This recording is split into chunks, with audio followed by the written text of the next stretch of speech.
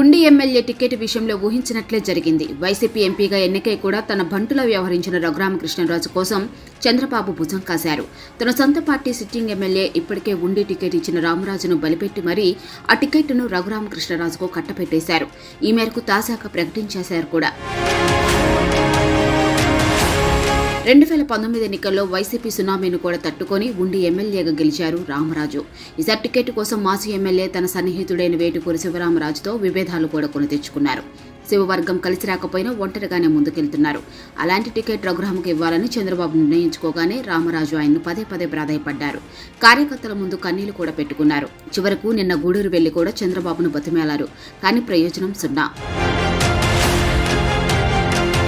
Party ticket లాక్కొని ఇప్పుడు Narasapuram parliament నియోజకవర్గ అధ్యక్షుడుగా రామరాజును నియమించారు. ఇలాగే చాలా నియోజకవర్గాలు టికెట్ దక్కని ఆశావాహులను పార్టీ పదవులు ఇచ్చి జోకొడుతున్నారు. పేపర్ల వాళ్లకు చెప్పుకోవడానికి, ఫ్లెక్సీల్లో వేసుకోవడానికి తప్ప ఎందుకు పనికిరాని ఆ పార్టీ పదవులతో వాళ్ళు ఏం చేసుకుంటారో చంద్రబాబుకే తెలియాలి మరి.